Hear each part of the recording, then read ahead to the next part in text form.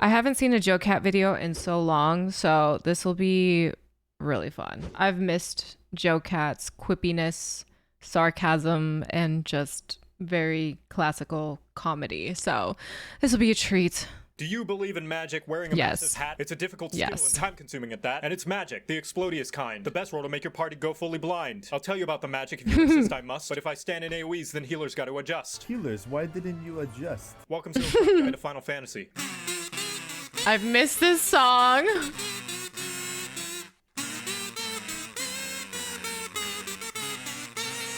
I missed it. The derps per Cirque's job is the derps DPS, or just magic for short. Look at the hat, nothing up my sleeves. You are the most important person in the party because when the going gets tough, a big hat is required. And the amount of damage you do is proportionally connected to the size of your brim. Where the melee is sniffing up. I think I talk about summoners in this video because I'll feel very important. The boss's farts and the range are shouting yo mama jokes while making yo mama. Oh shit, I tripped. Your ground till you go down to pound town when you found the sound that makes the bad guys frown. You don't do as much damage on average as the melees, instead to trade it off for the utility of being able to attack at a range from anywhere in the arena, with one major difference from your physical range cousin, the cast bar. That little lightish red beam that you see just about every other main story quest when you have to search a suspicious bush or scout out for the next place Thancred will find yet another new color of depression. Most of your skills require you to stand perfectly still in order to have your big dad cred. And if you so much as special edition Han Solo your neck to get a better angle at your hot naked tank, your skill stops and everybody sees how you are no longer looking respectfully. Luckily, every single casting job usually has a lewd calendar's worth of tools to circumvent 80% of their rotation. Which does mean in order to up your mobility without losing out on DPS, you'll need to learn the right sequence of buttons to press like you're playing a 7-dimensional accordion. That said, and that's my problem. I don't know my rotation at all. There's one universal trick to upping your mobility no matter the job, and that's the maneuver known as the slide casting.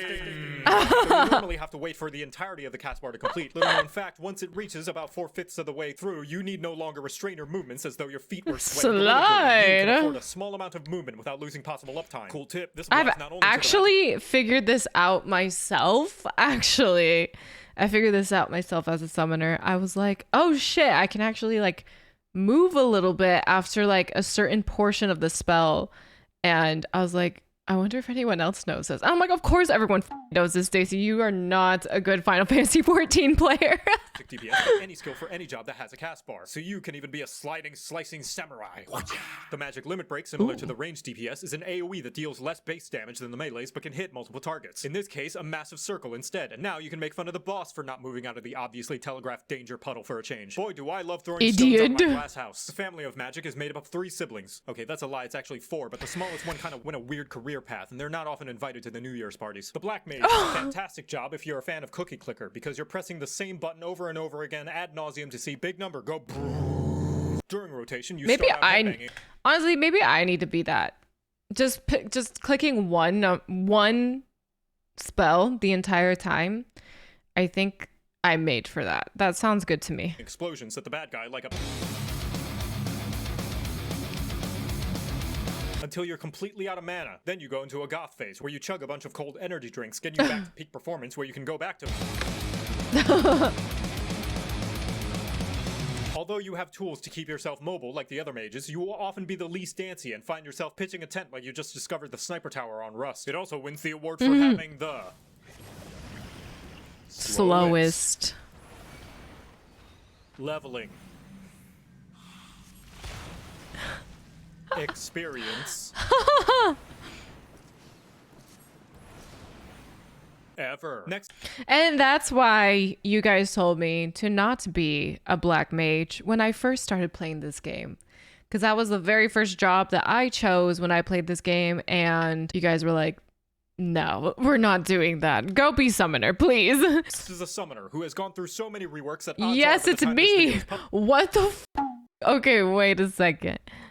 Ever. Next is a summoner who has gone through so many reworks that odds are by the time this video is published, it'll have already been changed into a tank job with 4 dots and another job stone. Please, God, no tank job. We don't need a summoner to be a tank job. Please, God. The dragon that nearly destroyed the world 5 years ago, which some may consider in poor taste if they happen to have a loved one's name written in the 7th Umbral Calamity Memorial Museum. And after you're done making them relive their trauma, get to double, triple, and quadruple down on using avatars of terror by summoning life-size copies of 3 monstrosities that killed a lot of innocent people. Chili gives you slow casts and a gap closer. Thick Thigh Bird Woman drops a mildly Thick Thigh Bird Woman. I love that. I love that. That is exactly what I'm going to call Garuda from now on. She deserves to be called that. Breeze, and she, as well as Chicken Nugget, turns you into Chicken a physical range Nugget! DPS, where you no longer have to worry about the cast bar anymore. Suck it, Black Mage. After you're finished offending the local countryside, you bring out a big Firebird that'll restore the party's health. Hey, if you're gonna make range DPS obsolete, might as well do the same for healers too, right? Lastly, the Red Mage, the most fashionable job. You steal gimmicks from everybody else, glamorous. like you're a YouTuber wanting to make more than minimum wage. You've got to heal like a Red Mage, but a little bit less thick. You've got explosion. I low-key want to see those stats. Gimmicks from everybody else, like you're I love how this is the most replayed. YouTuber wanting to make more than minimum. This video has gotten 1 million views since it was published. So only you guys can't see this. $614 of revenue? Really? That's it? For a 1.3 million viewed video? I'm hurting. What are we doing? Content creation. Oh my god. That hurts me. Minimum wage. You've got to heal like a white mage, but a little bit less thick. You've got explosions like a black mage, but a little bit less.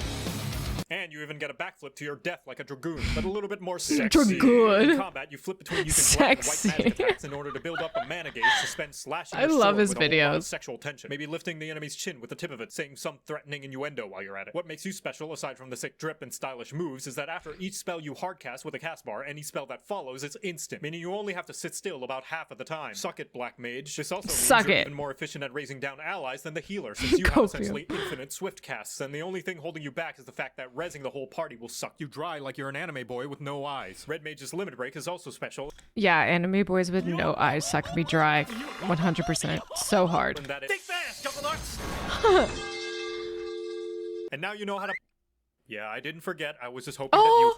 The Blue Mage, he didn't forget. Playing Blue Mage is only a portion of the Blue Mage experience. The rest of it is starting sentences involving the job with the words, what about? Yes, though it may be classified in the magical range DPS category, Blue is unique in the fact that 1, to Blue Mage is to suffer. And 2, it is considered a limited job, so it has to sit in the corner all by itself while the rest of the kids on the playground actually get to hang out. You are unable to play Blue Mage with the other jobs in most level synced and current content, especially high-end stuff like Savage Raids and ERP. Why is this? Because if it weren't, whoever's in charge of designing and balancing the elaborate and complex boss fights at Square Enix would probably be under suicide watch. The Blue Mage's unique power is that it can learn a ton of skills, spells, and abilities from the various enemies and bosses in the game, including but not limited to...